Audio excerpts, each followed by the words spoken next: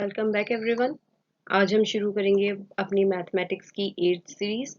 इस सीरीज में अभी तक 7 वीडियोस हम ला चुके हैं और डिफरेंट टाइप ऑफ क्वेश्चंस हम इसमें सॉल्व करते हैं।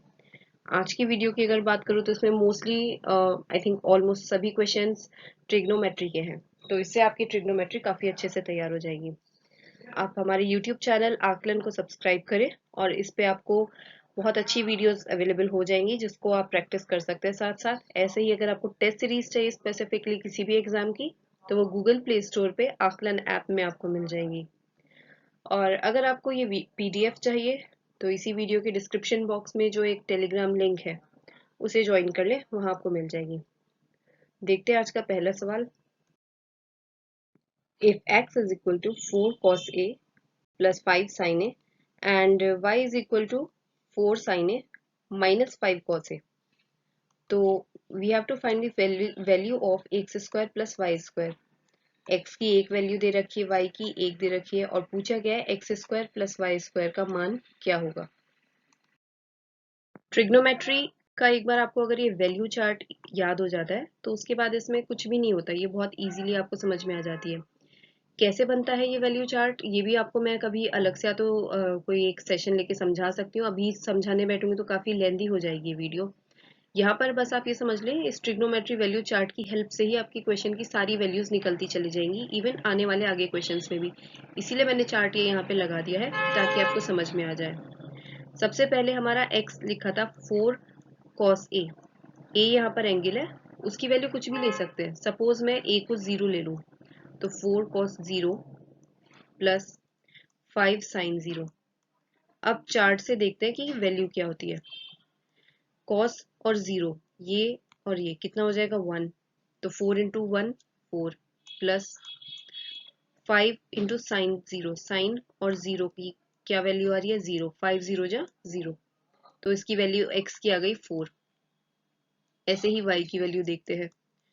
y की वैल्यू कितनी हो जाएगी हमारी 4 इंटू साइन 0। अब तक आपको वैल्यू याद हो चुकी होगी, साइन 0 हो गया 0, minus 5 into cos A. Cos A की वैल्यू हो गई 1, तो इसका आंसर आ गया आपका माइनस का 5। x आ गया आपका 4 और y आ गया माइनस 5। अब जब आप X square plus Y square निकालेंगे तो ये आ जाएगा 4 square plus 5 square 16 plus 25, answer आ जाएगा आपका डी 41। अगर sec theta minus tan theta upon sec theta plus tan theta इस पूरे की वैल्यू दे रखी है 3/5, तो हमें पूछा गया है cosec theta plus cot theta upon cosec theta minus cot theta इस पूरे की वैल्यू क्या होगी। जब भी ऐसे फ्रैक्शन वाले क्वेश्चन आते हैं आपके सामने तो उसमें एक रूल लगता है, componendo and dividendo rule. Suppose कोई फ्रैक्शन है a अपॉन बी बराबर x अपॉन वाई के, तो componendo and dividendo rule C and D rule की मदद से क्या हो जाता है, ये जो नीचे वाला नंबर है b, ये ऊपर आके एक बार प्लस हो जाएगा और एक बार माइनस होगा, यानी ये ऐसे हो जाएगा a प्लस बी, तो ऊपर लिखेंगे अपॉन a माइनस बी बराबर ऐसे उधर हो जाएगा x में एक बार तो y प्लस हो जाएगा x plus y upon x minus y. जितने भी फ्रैक्शन वाले सवाल है उसको एक बार कॉम्पोनेंडो एंड डिविडेंडो वाले रूल से सॉल्व करके देखो, बहुत इजीली आंसर निकल आएगा। वही यहाँ पे करके देखते हैं। सबसे पहले तो मैंने इसका ये फ्रैक्शन दे रखा था, इसका रेसिप्रोकल ले लिया, यानी इसको पलट के लिख लिया है, नीचे वाला ऊपर और ऊपर वाला नीचे, दोनों साइड से कर देंगे तो गलत नहीं आएगा। ऐसा इसलिए किया है ताकि आंसर मेरा इजीली सॉल्व हो जाए। अब सबसे पहले तो ये था sec theta plus tan theta upon, जब मैं इसका रेसिप्रोकल ले चुकी हूँ, sec theta minus tan theta. क्या करते हैं, नीचे वाले नंबर को जो ये पूरा है एक बार तो ऊपर प्लस करते हैं, तो plus sec theta minus tan theta, और एक बार इसे माइनस करते हैं, माइनस सेक थीटा और माइनस माइनस क्या हो जाएगा प्लस टेन थीटा। यहाँ तो ये ए प्लस ए ही लिखा जाएगा ना, क्योंकि यहाँ पे देखो ये ऊपर वाला नंबर ये था ए, तो ए प्लस बी अपॉन ए माइनस बी, उस तरीके से हमने कर दिया। ऐसे ही इधर 5/3 है तो कितना हो जाएगा 5 प्लस 3 और अपॉन में 5 माइनस 3। आई होप आपको समझ में आ गया होगा, इसको एक बार खुद करके देखोगे तो आपका ये निकल आएगा। जो अपोजिट साइन के टेन थीटा माइनस प्लस, ऐसे नीचे क्या है सेक थीटा और sec theta minus plus cancel हो जाएंगे। ऊपर कितना बचेगा, 2 सेक थीटा और अपॉन में 2 टेन थीटा। जब फिर से मैं देखूंगी 2 से 2 कैंसिल हो जाएगा और इधर कितना बचेगा, 5 + 3 बराबर 8 के और 5 - 3 बराबर 2 के। ये आ गया 4। Sec theta upon tan theta को अगर मैं एक्सपेंड करके लिखूं तो सेक थीटा बराबर किसके होता है, आपको ट्रिग्नोमेट्री के बस कुछ बेसिक्स इसमें मालूम होना चाहिए। सेक थीटा को हम लिखते हैं 1/cos थीटा और टेन थीटा को क्या लिखते हैं, टेन थीटा को लिखते हैं sine theta upon cos theta, लेकिन 10 अपॉन में है तो फिर वो ऊपर आ जाएगा। अगेन ये कॉस से कॉस कैंसिल आउट हो जाएंगे तो आपका आंसर आ जाता है 1/sin थीटा बराबर है 4 के। इसका मतलब हुआ 1/sin थीटा को आपको पता होगा क्या कहते हैं, कोसेक थीटा। तो कोसेक थीटा की वैल्यू मेरे पास आ गई 4। यहाँ से एक और वैल्यू निकल आएगी। साइन थीटा का फॉर्मूला क्या होता है, परपेंडिकुलर अपॉन हाइपोटेन्यूस। अगर मैं राइट एंगल ट्राइंगल की बात करूं तो ये होता है P परपेंडिकुलर, ये होता है बेस और ये होता है इसका हाइपोटेन्यूस यानी कि कर्ण। तो P/H के हिसाब से इसका जो 1/sin थीटा था 4/1, तो साइन थीटा कितना हो जाएगा, 1/4 हो जाएगा ना इसका उल्टा। तो यानी कि P बराबर हुआ 1 के और H बराबर हुआ 4 के। ऐसा मैंने क्यों लिखा है, ताकि मुझे बेस की वैल्यू मिल जाए। पाइथागोरस थ्योरम लगाएंगे, बेस स्क्वायर बराबर H square minus P square. हमेशा जो सबसे लंबी साइड होती है इसका स्क्वायर, इसको एक तरफ रखते हैं और बाकी सब इसमें से माइनस होते हैं। जब ऐसा करेंगे तो बी स्क्वायर कितना आ जाएगा, एच का स्क्वायर हो जाएगा 16 और माइनस पी का स्क्वायर हो जाएगा 1। ये अंडर रूट में आया, बेस निकालने के लिए कितना हो जाएगा, √15। बी की वैल्यू हो गई √15। एक्सप्रेशन जो मुझे निकालना था उसमें एक तो कोसेक थीटा था और एक कॉट थीटा था। कॉट थीटा की वैल्यू कितनी होती है, बेस अपॉन परपेंडिकुलर B/P। बस एक बार आप बेसिक ट्रिग्नोमेट्री, क्योंकि अगर अभी मैं बेसिक्स पे जाऊंगी तो लेंदी हो जाएगी बहुत ज्यादा वीडियो, इसलिए मैं अभी इसको आपको डायरेक्ट फॉर्मूले से सॉल्व करा रही हूँ। बेसिक्स पे जाएंगे तो ये इजीली बिल्कुल बहुत आराम से निकल आती है सब चीजें। बेस कितना है, √15 अपॉन परपेंडिकुलर कितना है, P की वैल्यू दे रखी है 1, तो अपॉन में 1 का तो कोई मतलब ही नहीं है, √15 आ गया हमारा कॉट थीटा। अब सीधा सा इस वैल्यू में आपको पुट करना है, कोसेक थीटा कितना है 4, क्योंकि कोसेक होता है 1/sin।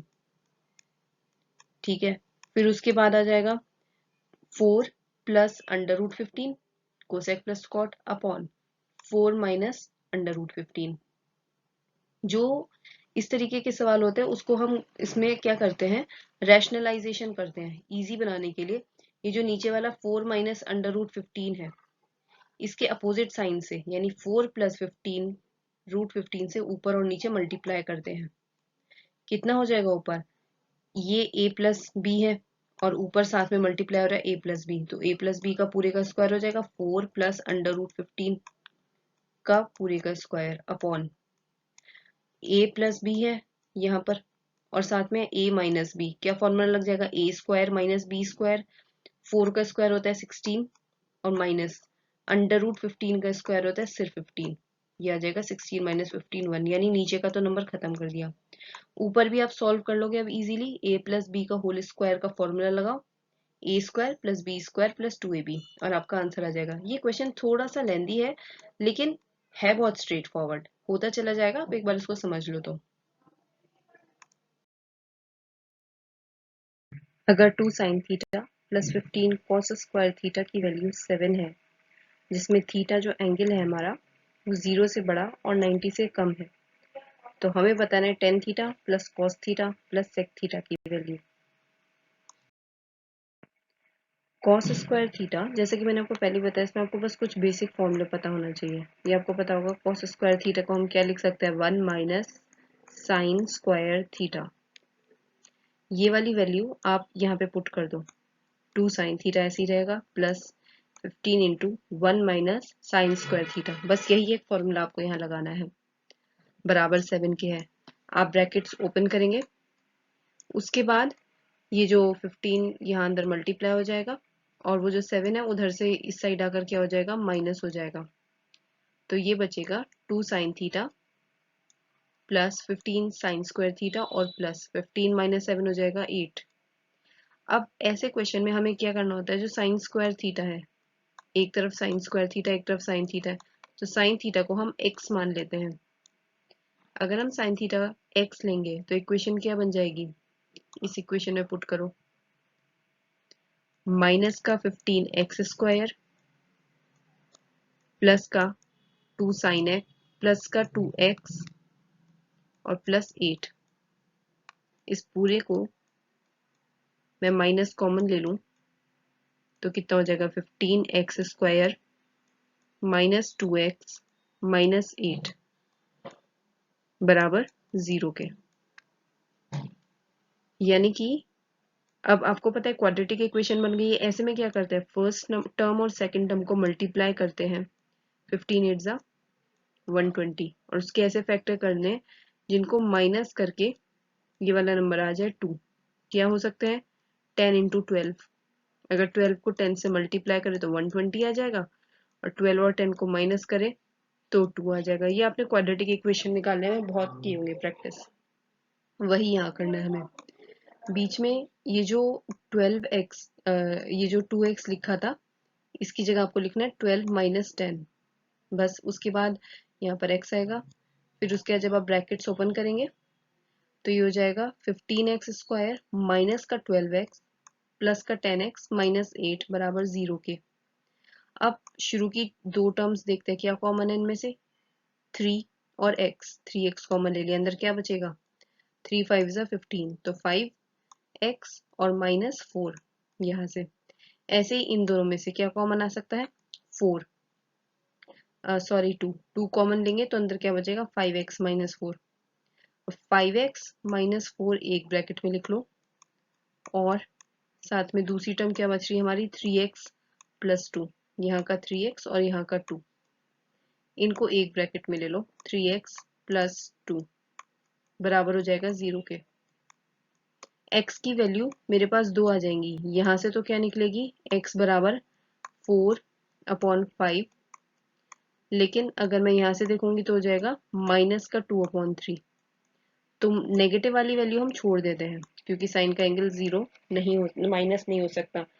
एंगल हमें बता रखा है कि कितना है, और ये जो x है हमारा किसके बराबर है, साइन थीटा के बराबर है, और साइन थीटा 0 से लेकर 1 तक एग्जिस्ट करता है, माइनस में नहीं जाता, इसलिए हम ये वाली वैल्यू लेंगे। जब साइन थीटा मेरा 4/5 है, ये पिछले वाले क्वेश्चन में भी हमने किया था, तो साइन थीटा का फॉर्मूला क्या होता है, perpendicular upon hypotenuse. Right angle triangle में ये हो गया P, ये हो गया H, और यहाँ पर आ जाएगा B। आपको पता ही है ट्रिपलेट्स होते हैं, कई बार क्वेश्चन में कराए, जब इसका परपेंडिकुलर कितना है 4 और हाइपोटेन्यूज कितना है 5 अपॉन वाला, तो बेस कितना हो जाएगा इसका 3। ये ट्रिपलेट है 3 4 5 का। तो जब बेस की वैल्यू 3 आ गई, अब आपके पास कोई भी आप ट्रिग्नोमेट्रिक वैल्यू निकाल सकते हो। आपको एक चाहिए टेन थीटा। टेन थीटा कितना होता है, परपेंडिकुलर अपॉन बेस, कितना हो जाएगा P अपॉन B के हिसाब से, यहाँ देखो 4/3। फिर चाहिए आपको कॉस थीटा। कॉस थीटा होता है base B upon H, base upon hypotenuse. Base कितना हो जाएगा इसका 3/5, ये आ गई दो वैल्यूज। और ऐसे चाहिए सेक थीटा, ये तो बस कॉस थीटा का ही रेसिप्रोकल होता है, ये हो जाएगा 5/3। इन तीनों को जब आप ऐड करोगे तो एलसीएम आ जाएगा 3 और 5 का 15। एलसीएम लेके सॉल्व करोगे, आंसर आ जाएगा 54/15। अच्छा, ये जो 54/15 है, इसमें से क्या कॉमन है जो कट सकता है, 3 5 टाइम्स ये कटेगा, और 3 18 टाइम्स ये कटेगा। क्या बच जाएगा, 18/5 को कैसे लिख सकते हैं, 3 से जा रहा है और 3 ही बच रहा है, 3 होल 3/5। ये आ गया आपका आंसर, ये भी इजीली हो जाएगा। If the complement of an angle is 1/4 of its supplementary angle, then we have to find the angle. यदि कोण का पूरा कोण अपने अनुपूरक कोण का 1/4 है तो कोण की क्या वैल्यू होगी, ये हमें निकालना है। क्वेश्चन में कहा गया है जो उसका पूरक एंगल है कॉम्प्लीमेंट्री। कॉम्प्लीमेंट्री एंगल कौन से होते हैं? वो एंगल जिन्हें प्लस करके 90 डिग्री आता है। तो कॉम्प्लीमेंट्री एंगल को निकालने के लिए 90 में से माइनस कर दो x। और दूसरा है अनुपूरक यानी सप्लीमेंट्री एंगल, वो एंगल जिन्हें प्लस करके 180 डिग्री आता है। तो इसको निकालने के लिए 180 माइनस x। बस यही दोनों चीजें आपको पता होनी चाहिए। आपको कहा गया है कि जो उसका कॉम्प्लीमेंट्री एंगल है 90 माइनस x वो बराबर है 1/4 के उसके अनुपूरक एंगल के 180 माइनस x के। जब इसे सॉल्व करोगे तो ये जो 4 है अपॉन में ये उधर जाके मल्टीप्लाई हो जाएगा पूरे से और ये हो जाएगा 360 माइनस 4x बराबर 180 माइनस x। 180 इधर आके माइनस हो जाएगा और 4x उधर जाके प्लस हो जाएगा। कितना बचेगा 3x बराबर 180 के। तो x की वैल्यू कितनी आ जाएगी आपकी 60 degree. The angle of elevation of the top of a tower from a point A on the ground is 30 degree.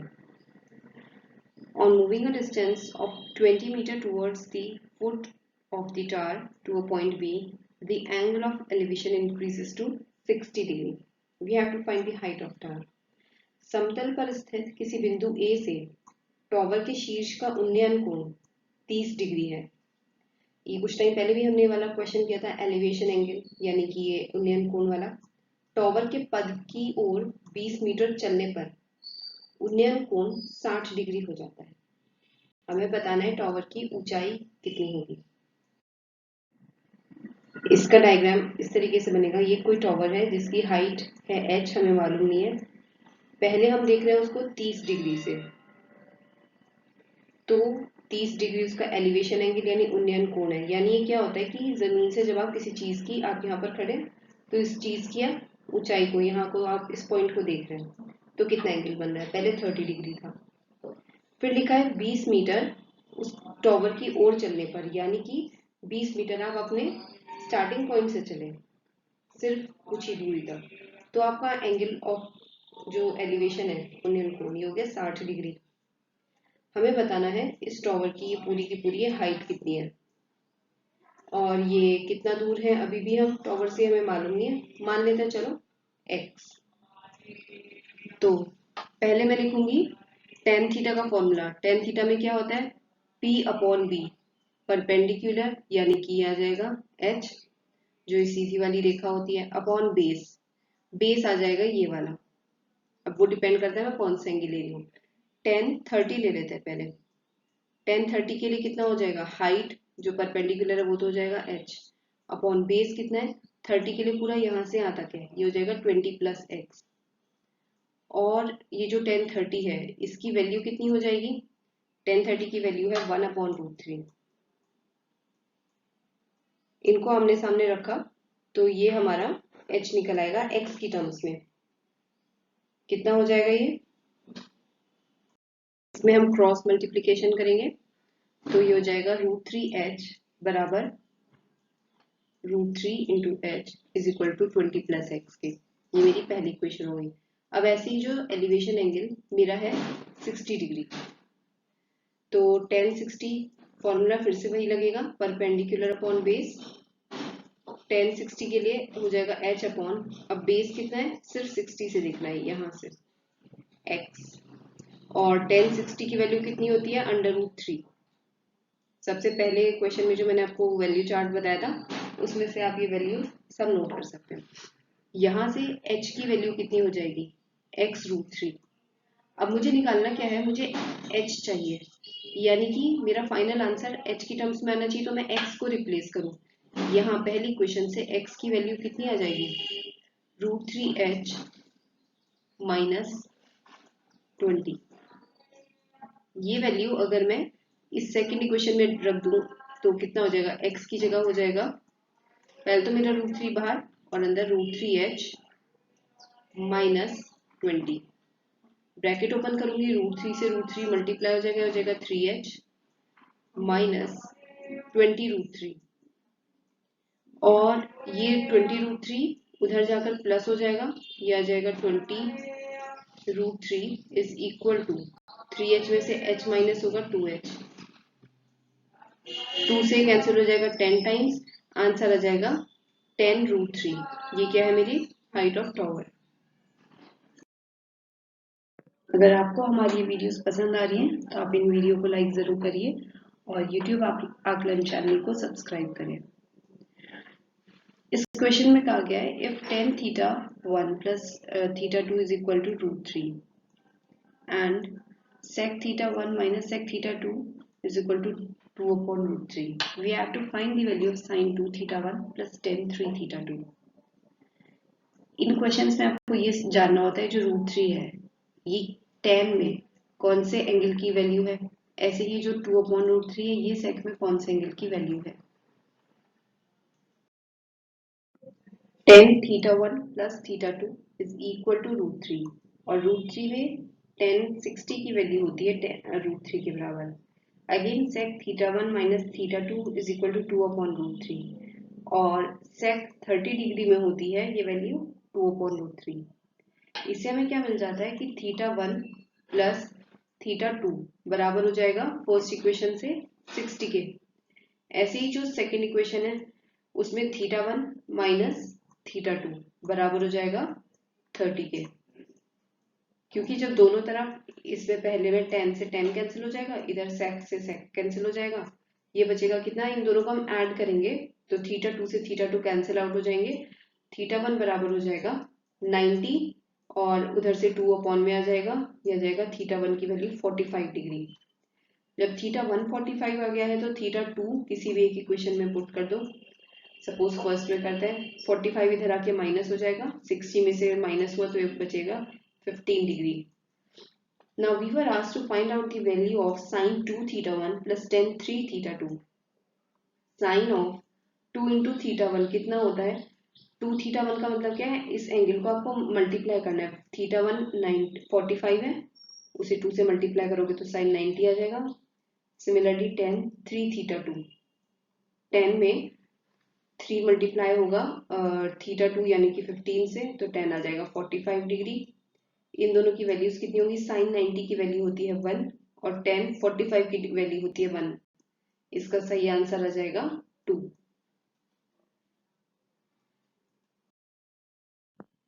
In this question if sec theta plus tan theta is equal to p, जहां p की value मुझे दे रखी है greater than 1 होगी, ऐसे ही हमें निकालना है cosec theta 1 plus 1 upon cosec theta minus 1। तो इसमें हम थीटा की कोई भी एक वैल्यू अज्यूम कर लेते हैं।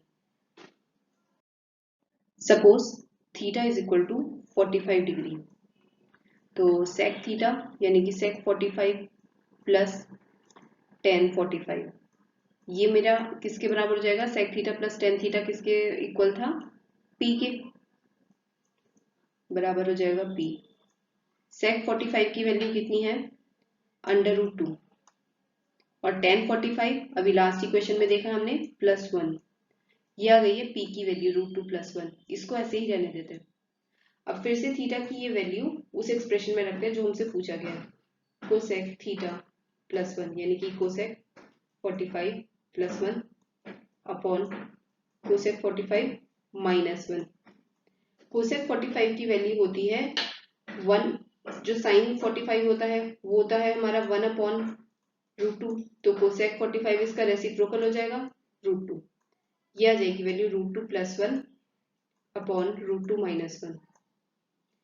जब भी आपके पास ऐसे एक्सप्रेशन होता है, इसको सॉल्व करने का बहुत आसान तरीका होता है कि नीचे जो टर्म है इसका ऑपोजिट साइन ले लो और उसे ऊपर नीचे मल्टीप्लाई कर दो, यानी कि √2 माइनस की जगह कर दो +1, इसी से मल्टीप्लाई √2 + 1 से ही डिवाइड, ये हो जाएगा। ऊपर तो आपको इसमें ये दिख रहा होगा √2 + 1 का क्या हो जाएगा, होल स्क्वायर, और अपॉन में कितना हो जाएगा, √2 का स्क्वायर खाली 2 -1 का स्क्वायर 1, तो 2 - 1 हो जाएगा 1।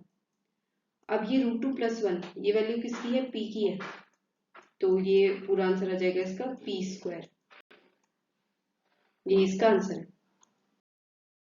What is the maximum value of sin a sine 3 theta cos 2 theta plus cos 3 theta sine 2 theta, हमें इसका अधिकतम मान बताना है। ये सब बेसिक ट्रिग्नोमेट्री से ही लिए गए क्वेश्चन है। आपने फॉर्मूला पढ़ा होगा इसमें, तो ये इसमें उसी के ही थ्रू सॉल्व होगा। साइन ए कॉस बी वाला आपने फॉर्मूला पढ़ा होगा कि जब साइन ए कॉस बी प्लस, इसे साथ साथ लिखते चले, कॉस ए साइन बी, ये बराबर किसके होता है, sine of a plus b के। सेम वही एक्सप्रेशन हमारा यहाँ बन रहा है। ये इसका काफी एक पॉपुलर इसका फॉर्मूला है साइन ए प्लस बी का। तो यहाँ पे ए की वैल्यू कितनी है 3 थीटा और बी की वैल्यू कितनी है 2 थीटा, दोनों को प्लस करोगे कितना आ जाएगा साइन 5 थीटा। साइन 5 थीटा कुछ भी हो चाहे, लेकिन एक तरीके से ये क्या है, इसका एक एंगल है। हमसे इस पूरे का अधिकतम मान पूछा गया था, मैक्सिमम वैल्यू, और साइन की किसी भी एंगल की कोई भी हो उसकी मैक्सिमम वैल्यू कितनी हो सकती है 1। 1 से ज्यादा तो कोई साइन का कोई भी आप एंगल रख के देख लो आंसर नहीं आएगा। तो इसका मतलब इस ओवरऑल एक्सप्रेशन की मैक्सिमम वैल्यू क्या हो गई है 1।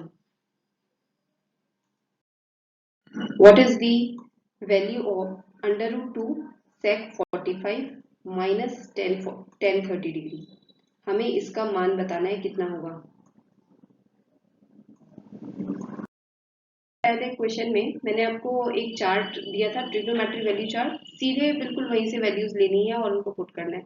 sec 45 कितना होगा, अगर आपको डायरेक्ट भी याद नहीं होता है तो cos 45 का ये रेसिप्रोकल है। cos 45 1/√2 होता है, तो उसका रेसिप्रोकल सीधे आप देख सकते हो चार्ट में से, ये आ जाएगा √2 माइनस 10 30 की वैल्यू होती है 1/√3, ये कितना हो जाएगा 2 माइनस 1/√3। ऐसे भी इसे छोड़ सकते हैं हम, और अगर आपको इसको प्रॉपर एक एलसीएम लेकर सॉल्व करना है, क्योंकि डिपेंड करता है क्वेश्चन किस फॉर्म में पूछा गया है, तो ये इधर आके मल्टीप्लाई हो जाएगा 2√3 minus 1 whole upon under√3. If 21 is added to a number, it becomes 7 less than thrice the number. इस सवाल में कहा गया है कि अगर किसी नंबर में 21 जोड़ा जाता है तो वो नंबर अपने ही 3 गुने का 7 कम हो जाता है। हमें बताना है वो नंबर क्या होगा।